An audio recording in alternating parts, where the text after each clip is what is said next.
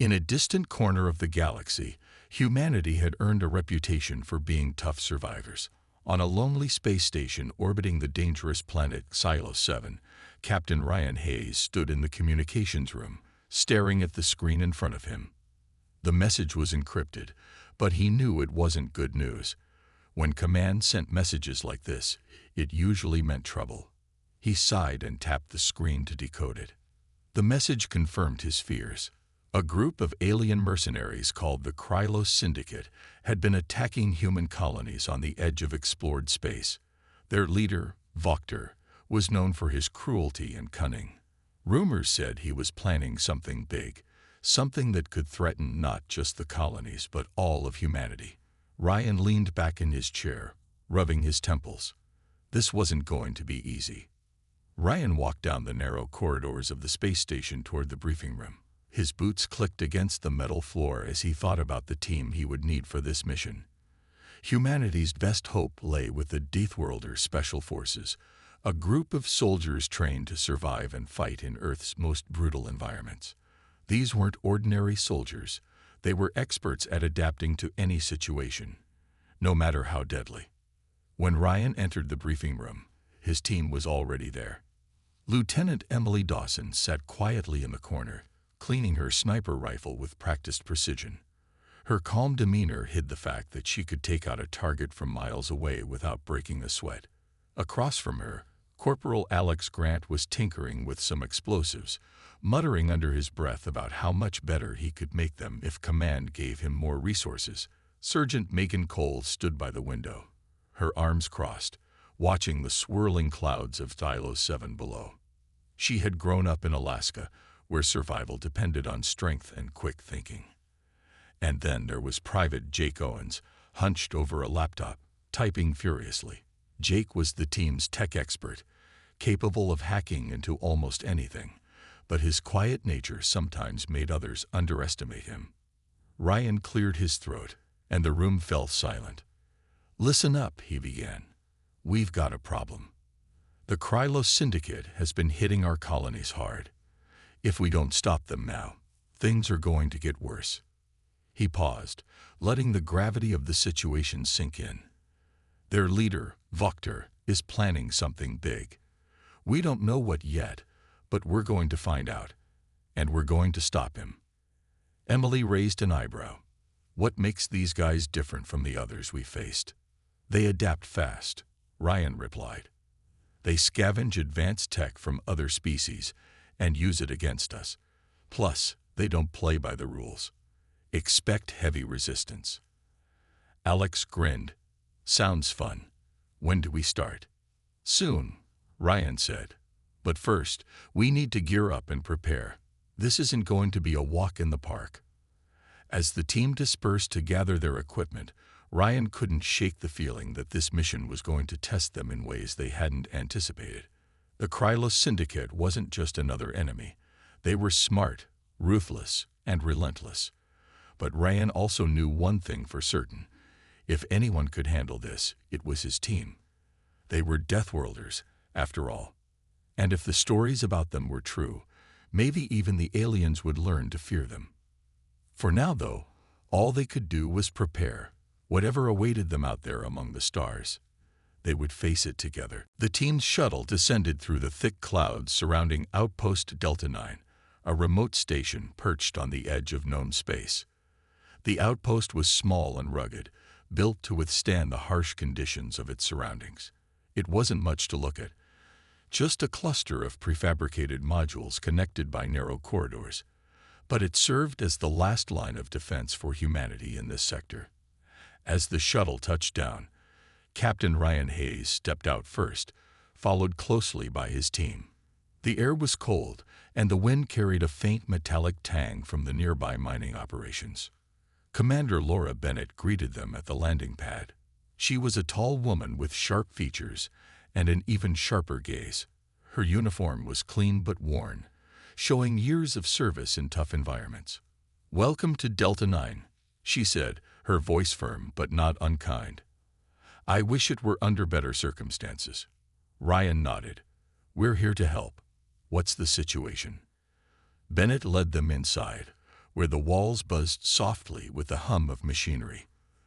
The Krylos Syndicate has been raiding our supply lines and ambushing patrols. They've hit us hard, and we're stretched thin. But there's something else. She paused, glancing around to make sure no one was listening. I think we might have a leak. Someone on this station is feeding them information. The room went quiet. Emily tightened her grip on her rifle, while Alex frowned, his mind already racing through possibilities.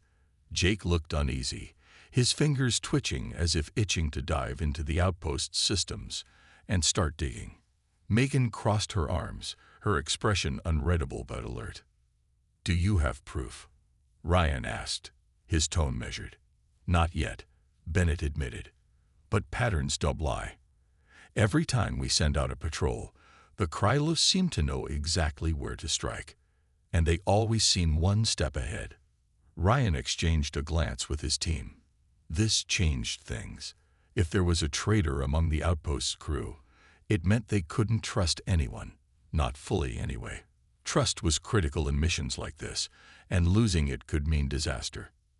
After the briefing, the team split up to inspect the outpost's defenses. Emily climbed to the upper levels, scanning the perimeter through her scope. From her vantage point, she spotted signs of recent activity, tracks in the dirt, scorch marks on the walls. Someone had been here recently, and it wasn't friendly. Down below, Alex wandered through the maintenance tunnels, checking for weaknesses in the structure. He found several places where repairs had been delayed, leaving gaps that could be exploited during an attack. Meanwhile, Jake stayed close to the communications hub, running diagnostics on the outpost's systems. His fingers flew across the keyboard as he searched for anything unusual, encrypted messages, unauthorized access logs, anything that might point to a mole. It didn't take long before he stumbled upon something strange. A series of outgoing signals that didn't match any official channels. Someone was leaking information. Before Jake could dig deeper, alarms blared throughout the outpost. Incoming, a voice shouted over the intercom. The team scrambled to their positions as the lights flickered and the ground trembled slightly. Through the windows, they saw movement, small figures darting between rocks and debris. The Krylos mercenaries had arrived. They're testing us, Ryan said, gripping his weapon tightly. Stay sharp. Emily took aim, her sniper rifle steadied against the window frame. One of the mercenaries stepped into view, unaware of the danger lurking above. With a single shot, Emily eliminated the target. Chaos erupted outside as more enemies emerged, firing energy weapons that crackled and hissed. The battle had begun, and the Deathworlders were ready. As the fight raged on, Jake kept working on the data he'd uncovered. Whoever was helping the Krylos wouldn't stay hidden for long, and when they were found, the consequences would be severe. For now, though, survival came first. The skirmish outside Outpost Delta 9 was fierce but short-lived. The Deathworlders moved with precision, each member of the team playing their part to perfection. Emily's sniper shots picked off key targets from above, while Megan and Alex worked together to hold the main entrance, using makeshift barricades to funnel the enemy into kill zones. Jake stayed near the communications hub, keeping one eye on his laptop and the other on the battle. His fingers danced across the keyboard as he hacked into the outpost's security cameras, giving the team real-time updates on enemy movements. Despite being outnumbered, the mercenaries began to falter under the relentless pressure. Their agility and advanced weapons gave them an edge in open combat, but they weren't prepared for the Deathworlders' adaptability. When a group of aliens tried to flank the outpost through a narrow maintenance tunnel, Alex rigged a quick explosive trap that sent them retreating in disarray. Megan took advantage of the confusion, charging forward with her combat knife to eliminate stragglers who got too close. As the last of the attackers withdrew, the team regrouped inside the outpost. They were battered but unbroken. Ryan surveyed the damage: a few scorched walls, shattered windows, and some dented equipment, but nothing they couldn't repair. Still, the fight had been closer than anyone liked to admit. If the Krylos had come in greater numbers or with heavier firepower, things might have ended differently. "We need answers," Ryan said, his voice low but firm. "Who tipped them off about our defenses? And why now?" Jake hesitated before speaking. "I found something earlier, unauthorized signals leaving the outpost. I think someone here is working with them." Ryan's jaw tightened. "Keep digging. We'll handle the rest." While Jake returned to the communications hub to trace the source of the signals, Megan and Alex dragged one of the wounded mercenaries inside for questioning. The alien was small compared to humans, its sinewy frame covered in chidness armor. Its large, multifaceted eyes darted around the room, searching for an escape route that didn't exist. Megan stood over it, her arms crossed, radiating quiet menace. "Start talking," she said, her tone icy, "or we'll make you wish you had." The creature hissed but said nothing. Ryan stepped forward, crouching down to meet its gaze. "You're not leaving this room alive unless you give us something useful. Who sent you? What's Voktar planning?" For a moment, the alien remained silent. Then, realizing resistance was futile, it spoke in broken English. "Artifact. Power. Xylos 7. Ryan exchanged a glance with Emily. "What artifact?" Before the alien could answer, Jake burst into the room, his face pale. "I traced the signal. It's coming from Lieutenant Harper." Everyone froze. Lieutenant Daniel Harper was Commander Bennett's second-in-command, a trusted officer who had served at Delta 9 for years. Accusing him of treason wasn't something they could do lightly. "We need proof," Ryan said finally. "Jake, keep monitoring the signals. Emily, stay here and watch our guest. Megan, Alex, you're with me." The three of them headed toward Harper's quarters, moving quickly but quietly. Along the way, Ryan couldn't shake the feeling of betrayal. Harper had always seemed reliable, even likable. How could someone like him be feeding information to the enemy? When they reached his door, Megan knocked sharply. "Lieutenant Harper, it's Captain Hayes. We need to talk." There was a long pause before the door slid open. Harper stood there, his uniform slightly disheveled, his expression guarded. "Captain, is everything okay?" Ryan didn't waste time. "We know about the signals, Harper. Step aside so we can search your quarters." Harper's eyes widened, but he didn't argue. As Megan and Alex swept the room, Ryan kept his attention on the lieutenant. "If you cooperate, this will go easier for you." It didn't take long for Megan to find what they were looking for, a hidden transmitter tucked behind a loose panel in the wall. She held it up triumphantly. "Got it." Harper slumped against the wall, defeated. "It wasn't my choice," he muttered. "They took my family. Said they'd kill them if I didn't help." Ryan sighed, sympathy warring with anger. Betrayal was never simple, but it still came with consequences. "You should have told us. We could have helped." As they escorted Harper to the holding cell, Jake contacted Ryan via comms. "I found more details about the artifact. According to the Mercenaries' neural interface, it's buried deep beneath Xylos 7. Voktar thinks it can control gravity or destroy entire planets." Ryan clenched his fists. Whatever the artifact was, it was dangerous. And now, thanks to Harper's betrayal, the Krylos Syndicate knew exactly where to find it. The mission just got a whole lot harder. The team gathered in the outpost's briefing room, their faces grim. The discovery of Lieutenant Harper's betrayal weighed heavily on everyone, but there was no time to dwell on it. Voktar and his mercenaries were already moving toward Xylos 7, and if they reached the artifact first, the consequences would be catastrophic.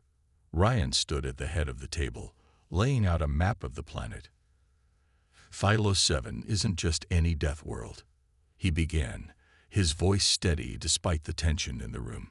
"It's got everything. Predators, poisonous plants, unstable weather. But the biggest problem is the terrain. The artifact is buried deep underground, near what looks like an ancient ruin. Getting there won't be easy." Emily leaned forward, studying the map. "What kind of defenses are we talking about?" "Anything we can prepare for." Ryan shook his head. Not much intel. Just reports from earlier expeditions that didn't make it back. They say the jungle itself fights you, plants that attack, animals that hunt in packs, storms that come out of nowhere. And then there's the gravity fluctuations. Some areas have stronger pull than others, which could mess with our gear. Alex let out a low whistle. Sounds like fun. Megan shot him a look. Don't get cocky. This place doesn't care how tough you think you are. Jake raised a hand hesitantly.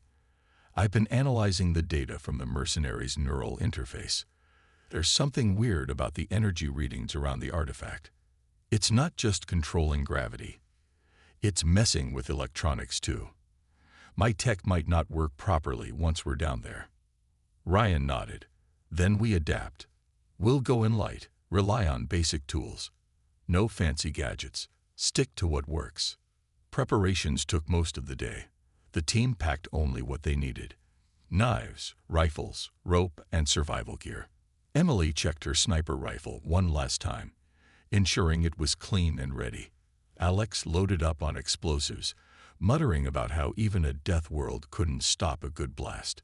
Megan strapped on her combat knife and tested the weight of her machete, while Jake tucked a small diagnostic tool into his belt, hoping it might still function in the strange environment. As they boarded the shuttle bound for Silo 7, Commander Bennett approached them. Her expression was grim but resolute. Bring back that artifact, or destroy it if you have to. Whatever happens, don't let it fall into Voktor's hands. The ride down was tense.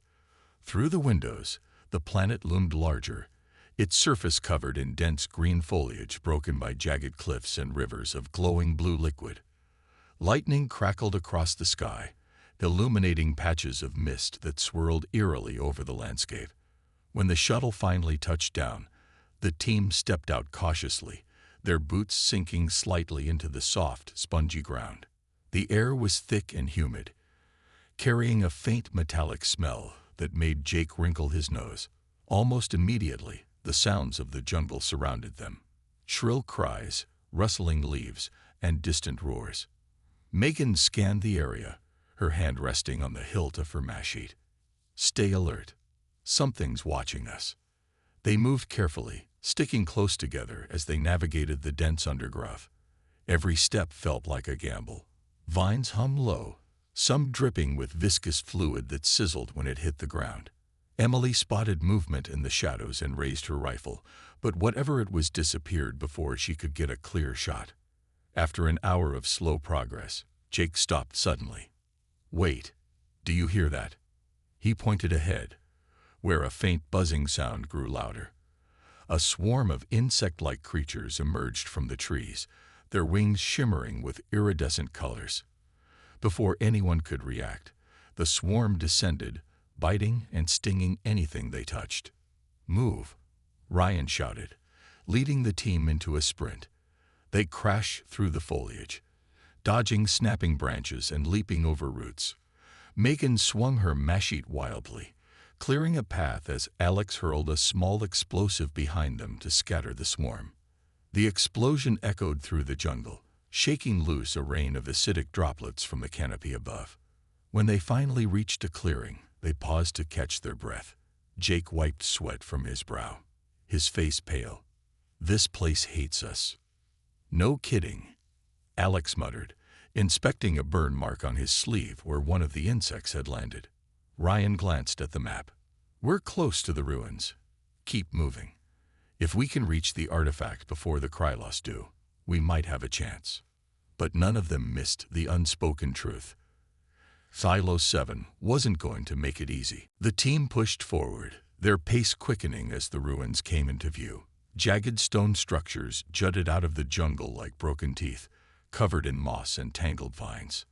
The air around the ruins felt heavier, charged with an energy that made the hair on their necks stand up. Jake adjusted the diagnostic tool on his belt, frowning as it emitted a faint, erratic beep. Something's messing with the readings, he said, glancing at Ryan. It's worse here than before. Ryan nodded but didn't slow down. They couldn't afford to hesitate, not when the Krylos mercenaries were likely close behind. Emily took point, her rifle raised as she scanned the area for threats. Megan followed closely, her machete ready to cut through anything that got too close. Alex brought up the rear, keeping an eye on their backs and occasionally checking the path they'd just crossed. As they entered the ruins, the ground beneath their feet shifted slightly, unstable and uneven. Strange symbols were carved into the stones, glowing faintly with an otherworldly light. Jake knelt to examine one of the symbols, his fingers hovering over it. This writing, it's not human. And it's old, really old. He hesitated, then added, I think it's a warning. A warning about what? Megan asked, her voice low. Jake shook his head. I don't know yet, but I doubt it's good news. Before anyone could respond, a loud crack echoed through the ruins. The team froze, weapons drawn, as a section of the wall crumbled nearby. Out of the dust emerged a pack of creatures unlike anything they'd seen before. They were sleek and reptilian, with elongated limbs and razor-sharp claws. Their eyes glowed red, and they moved with unnatural speed. Hostiles. Emily shouted, firing a shot that took down one of the creatures. The rest scattered, circling the team cautiously. Megan stepped forward, her machete gleaming in the dim light. Stay tight. Don't let them flank us. The creatures attacked in waves, leaping from the shadows with terrifying agility. Alex hurled a small explosive into their midst, creating a brief opening for the team to regroup. Megan slashed at anything that came too close, her strikes precise and brutal. Emily picked off targets from a distance, her shots finding their marks despite the chaos. Jake crouched behind a fallen pillar, trying to stay out of the fray while keeping an eye on his equipment. Just as the team began to gain the upper hand, another explosion rocked the ruins. This time, it wasn't Alex's doing. A group of Krylos mercenaries appeared, armed with plasma rifles and armored exoskeletons. They fired indiscriminately, forcing the Deathworlders to take cover. The reptilian creatures scattered, seemingly unwilling to engage both groups at once. We're outnumbered, Ryan shouted, ducking behind a crumbling wall. Jake, can you do anything about their tech? I'm working on it, Jake replied, frantically typing on his handheld device. The mercenaries' weapons sparked erratically as he disrupted their systems, but the effect was temporary. Alex tossed another explosive toward the mercenaries, buying the team a few precious seconds. We need a plan, Captain. Ryan glanced around, his mind racing. Fall back to the central chamber. We'll make our stand there. The team retreated deeper into the ruins, dodging enemy fire and collapsing debris. When they reached the central chamber, they found evidence of recent activity, scorch marks, discarded tools, and traces of alien tech. But something else caught Jake's attention, altered timestamps in their mission logs. Someone had tampered with the data. Wait a second, Jake said, his voice trembling. These logs, they've been changed. Someone on our team. His words were cut short as Alex stumbled, clutching his side where a shard of shrapnel had pierced his armor. Megan rushed to help him, dragging him behind a pile of rubble. Suspicion flickered across the team's faces, but there was no time to dwell on it. The mercenaries were closing in, and the artifact was still buried somewhere beneath them. Ryan clenched his fists. We clear this up later. Right now, we hold the line. But as the battle raged on, trust, the one thing holding the team together, began to crack. The central chamber of the ruins was a chaotic battleground. Plasma bolts seared through the air, leaving trails of smoke and ozone behind. The Krylos mercenaries pressed their attack relentlessly, their movements precise and coordinated. Emily fired from her position behind a broken pillar, each shot finding its mark. But for every enemy she took down, two more seemed to take their place. Megan stayed close to Alex, who was bleeding heavily from his wound, while Jake worked frantically to disrupt the mercenaries' weapon systems. Jake, hurry, Ryan shouted, ducking as a plasma bolt scorched the wall above him. We can't hold them off forever. I'm trying. Jake snapped back, his fingers flying across his device. For a brief moment, the mercenaries' weapons sputtered and died, giving the team a chance to regroup. But the reprieve was short-lived. The aliens quickly switched to backup power sources, resuming their assault with renewed ferocity. Alex groaned, clutching his side. "I'm slowing you down," he muttered through gritted teeth. "Leave me here."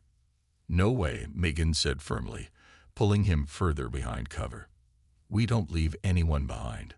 Ryan glanced at his team, assessing their condition. They were battered, outnumbered, and running out of options. He knew they couldn't win this fight head-on. Desperation sparked an idea. "Jake, how stable is this place? Can we bring it down?" Jake hesitated, scanning the crumbling walls and ceiling. "It's already falling apart. A few well-placed charges could collapse the whole chamber." Ryan nodded. "Do it. Set up the explosives. We'll lure the mercenaries into the center and trap them." "What about the artifact?" Emily asked, reloading her rifle. "It stays buried," Ryan replied grimly. "If we can't secure it, no one gets it." The plan was risky, but it was their only chance. While Jake planted the charges, Megan helped Alex move to a safer position near the exit. Emily and Ryan kept the mercenaries occupied, drawing their fire and forcing them deeper into the chamber. The aliens, confident in their numbers, followed without hesitation.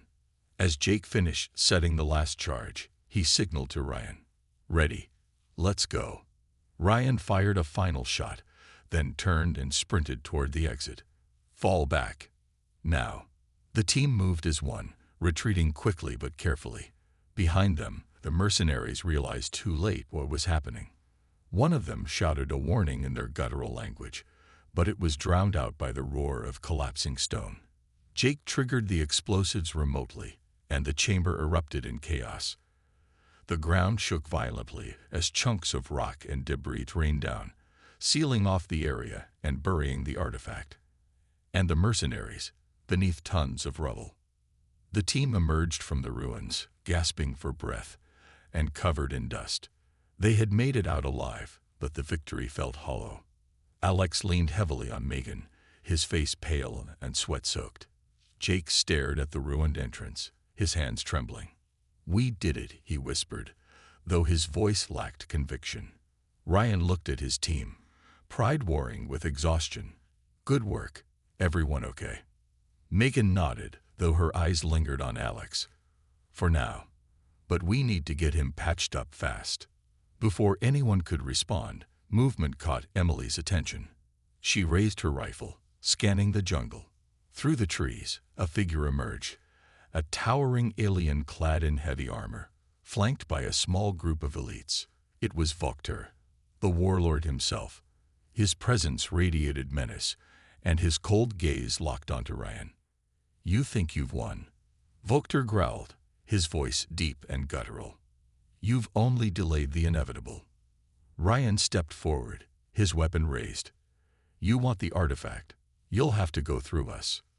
Vokter smirked, unsheathing a massive energy blade. "Gladly." Megan tightened her grip on her mesh sheet, her stance defensive. This isn't over yet. But as Vokter advanced, Jake noticed something strange. The ground beneath the warlord's feet began to shimmer, as if the artifact's power was reacting to his presence. The battle ahead wouldn't just be against Vokter, it would be against forces none of them fully understood. Vokter's towering figure loomed over the crumbling ruins, his energy blade casting an eerie glow in the dim light. The ground beneath him continued to shimmer and crack, as if the artifact's power was fighting against his presence. Ryan stood between the warlord and his team, weapon drawn but knowing full well that brute force alone wouldn't be enough to stop him. "You're persistent," Vokter growled, his voice like grinding metal. "But persistence doesn't win wars." Ryan didn't respond. Instead, he glanced at Megan, who nodded almost imperceptibly. She stepped forward, her mesh sheet gleaming faintly in the chaotic light. "You want to fight? You've got one." Vokter sneered, raising his blade. "Your kind always underestimates us. It's why you'll lose." Before he could strike, Megan lunged, her movements quick and precise. She swung her machete in a wide arc, aiming for Voktar's exposed side. The warlord parried with ease, his strength far beyond anything Megan had faced before. But she wasn't trying to win. Not yet. Her goal was to keep him distracted. "Jake," Ryan shouted. "How much time do you need?" "Too much," Jake yelled back, still frantically working on the artifact's control interface. "This thing doesn't play nice." Emily moved into position, taking aim with her sidearm. She fired several shots at Voktar, hoping to create an opening for Megan. Each bullet ricocheted harmlessly off his armored exoskeleton, but it forced him to shift his focus. Voktar swung his blade wildly, sending a shockwave of energy rippling through the air. Emily dove behind cover just in time, narrowly avoiding being thrown into the vortex forming around the artifact. Alex, despite his injury, crawled closer to Jake, clutching a small explosive charge. "If you can't shut it down, maybe I can blow it up." "No," Jake snapped. "That could make things worse. Just give me a second." Megan pressed her attack, feinting left and then striking right. Voktar countered with brutal efficiency, his blade slicing through the air inches from her head. She stumbled back, breathing hard, but refused to yield. "Ryan, we can't hold him forever." Ryan tightened his grip on his rifle and joined the fray. Together, he and Megan worked in tandem, alternating strikes and dodging Voktar's attacks. The warlord roared in frustration, his movements becoming less controlled as the artifact's energy destabilized further. "I think I've got it," Jake shouted suddenly, his fingers flying across the device. The glowing orb dimmed slightly, and the swirling debris around them began to settle. For a moment, it seemed like they might actually succeed. But Voktar wasn't done. With a deafening roar, he slammed his blade into the ground, creating a massive burst of energy that sent everyone sprawling. Megan hit the ground hard, her machete skittering out of reach. Ryan scrambled to his feet, only to find himself face to face with the warlord. "This ends now," Voktar snarled, raising his blade for the killing blow. Before he could strike, Alex hurled himself forward, tackling Voktar with every ounce of strength he had left. The two crashed to the ground, and Alex clung to the warlord with desperate determination. "Finish it," he screamed at Jake. Tears streamed down Jake's face as he typed the final command. The artifact's glow faded completely, and the gravitational distortions ceased. The ruins fell silent for a split second. Then the structure began to collapse. "Alec, no," Megan cried, rushing toward him. But Ryan held her back. "We have to go." Alex met their eyes one last time, a look of fierce pride on his face. "Tell my family. I did my best." The team turned and ran, leaving Alex behind as the ruins crumbled around them. Voktar let out a guttural scream of rage, pinned beneath falling debris as the chamber collapsed entirely. They barely made it out alive, emerging into the jungle battered and broken, but alive. As they caught their breath, Megan sank to her knees, tears streaming down her face. Jake stared back at the ruins, trembling. "He saved us." Ryan placed a hand on Jake's shoulder. "He gave us a chance. Now we finish the mission." Behind them, Xylo 7 claimed its prize and took Voktar with it, but the cost was etched deeply into each of their hearts. The ground beneath the ruins trembled violently as the artifact's power surged uncontrollably. Voktar staggered, his massive frame struggling to stay upright as the gravitational forces warped around him. The air crackled with energy, and shards of stone began to lift off the ground, suspended in midair like tiny satellites orbiting an invisible sun. Jake stared at the chaos, his mind racing. This isn't just gravity manipulation. It's tearing everything apart. Ryan shouted over the growing roar of destruction. "We need to move. Now. This whole place is coming down." Megan grabbed Alex by the arm, pulling him forward despite his protests. "You're not dying here, soldier. Keep moving." The team stumbled through the collapsing ruins, dodging falling debris and bursts of energy that ripped through the air. Emily covered their retreat, firing precise shots at any Krylos mercenary still alive and foolish enough to follow. Her rifle clicked empty, and she cursed under her breath, tossing it aside and drawing her sidearm. "I'm out. Go, go, go." Vokter roared in fury, slashing wildly with his energy blade as the shifting terrain threw him off balance. His elite guards tried to protect him, but the unstable environment turned against them too. One by one, they were crushed by falling rocks or sucked into the swirling vortex of energy emanating from the artifact. Jake glanced back at the warlord, his face pale. "He's activating it. If he gets full control, we're done for." Ryan didn't hesitate. "Emily, Megan, cover us. Jake, see if you can shut it down." "I'll try," Jake replied, clutching his diagnostic tool as he sprinted toward the epicenter of the chaos. The artifact was buried deep, but its energy pulsed visibly now, a glowing orb of light surrounded by jagged fractures in the earth. Jake dropped to his knees, fingers flying across the device as he attempted to interface with the alien technology. Alex, leaning heavily on Megan, gritted his teeth. "Leave me behind. You've got a job to do." "No," Megan snapped, her voice firm. "Not happening." Nearby, Emily fired her last few rounds at a group of mercenaries trying to flank them. When her weapon ran dry again, she switched to her combat knife, taking down 2 enemies in close quarters before retreating further into the ruins. The tremors grew worse, and chunks of the ceiling began to collapse. Ryan scanned the area, shouting orders. "Jake, how much longer?" "Almost there," Jake yelled back, sweat dripping from his forehead. His screen flickered erratically, but he managed to input a command sequence. Suddenly, the glowing orb dimmed slightly, and the shaking eased for a moment. Vokter let out a guttural scream of rage, charging toward Jake with his blade raised high. Ryan reacted instantly, tackling the warlord mid-stride and driving him away from the artifact. The 2 men crashed to the ground, grappling fiercely.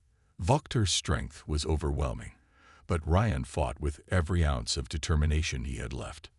Megan hauled Alex closer to Jake, shielding both of them from falling debris. "Hurry up, Jake. We're running out of time." With a final keystroke, Jake triggered a shutdown protocol. The artifact's glow faded completely, and the gravitational distortions ceased. For a brief second, everything went eerily quiet. Then the ruins began to collapse entirely. "We're out of here," Ryan barked, shoving Vokter aside and scrambling to his feet.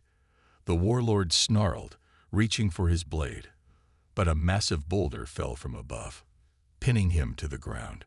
"Move," Emily shouted, leading the way toward the exit. The team ran as fast as they could, the ground crumbling beneath their boots. Just as they reached the jungle's edge, the entire structure collapsed in a thunderous roar, sending a shockwave rippling through the trees. They didn't stop running until they reached the extraction point, where Commander Bennett waited with a rescue shuttle. As they climbed aboard, panting and battered, Megan looked back at the ruins one last time. Tylos 7 had claimed its prize and taken Vokter with it. Safe inside the shuttle, Ryan took a deep breath. Mission complete. But no one cheered. They had survived, but the cost weighed heavily on all of them. Back aboard the space station orbiting Tylos 7, the team gathered in a quiet corner of the mess hall. The adrenaline had worn off, leaving behind exhaustion and an unshakable sense of loss. Alex was gone. His sacrifice had saved them all, but it didn't make the pain any easier to bear. Megan sat silently, staring at her hands, while Jake fiddled with his diagnostic tool, unable to meet anyone's eyes. Emily leaned against the wall, her sniper rifle slung over her shoulder, her expression unreadable. Ryan stood near the window, gazing out at the swirling clouds of Tylos 7 below. Commander Bennett entered the room, her face somber. She carried a small plaque engraved with Alex's name and rank. "We'll hold a formal ceremony tomorrow," she said softly, placing the plaque on the table. "But I wanted you to know, he didn't die in vain. Thanks to him, we stopped Vokter and neutralized the artifact." No one spoke for a long moment. Finally, Jake broke the silence, his voice barely above a whisper. "I should have done more. If I hadn't been so slow." "You did everything you could," Ryan interrupted firmly. "We all did. This wasn't your fault." Megan nodded, though her eyes were red from holding back tears. Alex knew what he was doing. He made the choice to save us. We honor him by remembering that. Emily sighed, setting her rifle down. He was tough, smarter than he let on to. Always cracking jokes when things got bad. A faint smile crossed her face before fading again. "It's not fair." Ryan turned away from the window, addressing the group. "None of this is fair, but Alex gave us a chance to finish the mission, to protect humanity. That's something worth remembering." The conversation shifted as they began sharing stories about Alex. Jake recalled how Alex would tinker with broken equipment late into the night, refusing to give up until it worked again. Megan laughed quietly, recounting the time Alex accidentally set off one of his own explosives during training, leaving everyone covered in soot. Even Emily cracked a smile, mentioning how Alex once tried to teach her card tricks during a particularly dull patrol. As the mood lightened slightly, Commander Bennett cleared her throat. "His family will be notified, and his actions will be recognized officially. Humanity owes him. And all of you, a debt we can never fully repay." Later that evening, the team visited the memorial wall where fallen soldiers were honored. Megan placed a small charm shaped like an Alaskan snowflake beside Alex's nameplate. It was a simple gesture, but it meant something to her, a reminder of home and the bond they shared. Jake lingered behind after the others left, his fingers tracing the letters of Alex's name. "You were right," he murmured. "I doubted you, and I shouldn't have. You were always looking out for us." When he rejoined the group, they found Ryan waiting outside. He looked at each of them, his expression serious but proud. "This isn't the end. There will be more missions, more battles. But no matter what comes next, remember why we fight. We're not just soldiers, we're Deathworlders. And if there's one thing we proved today, it's that even the toughest enemy should fear us." The word hung in the air, resonating deeply. They had faced death itself and come out stronger, not because they were invincible, but because they fought together. Whatever challenges lay ahead, they would face them as a team. For now, though, they allowed themselves a moment of peace, knowing they had earned it. Months had passed since the battle on Silo 7, but the scars, both visible and invisible, remained. The Deathworlder Special Forces had returned to duty, their names whispered with a mix of respect and awe among the ranks of humanity's military. Stories of their victory over Vokter and the Krylos Syndicate spread quickly, reaching even the farthest colonies. The mercenaries who once mocked humanity now spoke of the Deathworlders with caution, their fear palpable. Captain Ryan Hayes stood in the briefing room of Outpost Delta 9, staring at a new set of orders displayed on the screen. Another threat had emerged, a faction of rogue AI drones attacking supply convoys near the edge of human space. It was a dangerous mission, one that would test them yet again. But Ryan knew his team was ready. They had faced worse and survived. Emily sat nearby, cleaning her sniper rifle with practiced ease. Her sharp eyes flicked up occasionally to watch Megan, who was pacing the room like a caged predator. Jake hunched over his laptop, already analyzing intel about the drone attacks. His fingers moved quickly across the keyboard, though his mind sometimes drifted back to Alex. He missed his friend's jokes, his calm under pressure, his unwavering loyalty. But he also knew Alex would want them to keep moving forward, to keep fighting.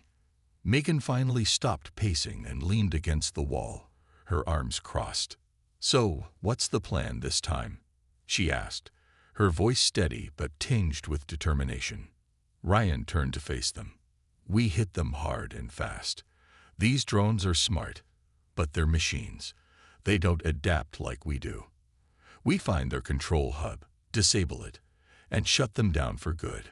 And if things go sideways, Emily asked, her tone casual but probing. Then we improvise, Ryan replied with a faint smile. Isn't that what we always do? The team exchanged glances, a silent understanding passing between them. They had been through hell together, and they trusted each other implicitly. Even without Alex, they were still a family, a unit bound by shared struggles and sacrifices. As they prepared to leave, Jake paused by the memorial wall. He placed a small data chip beside Alex's nameplate, containing logs of their recent missions. "You're still with us," he said quietly, "every step of the way." When he rejoined the others, Ryan gave him a nod of approval. "Let's move out." Their shuttle lifted off from the station, heading toward the unknown once more. Below them, the swirling clouds of Xylo 7 faded into the distance, replaced by the endless expanse of stars. For a moment, the team sat in silence, each lost in their thoughts. Then Emily broke the quiet. "Think these drones will be as tough as Voktar?" Megan smirked. "If they are, we'll just have to remind them why they should fear us." Ryan chuckled, shaking his head. "That's the spirit. Remember, it's not about being invincible.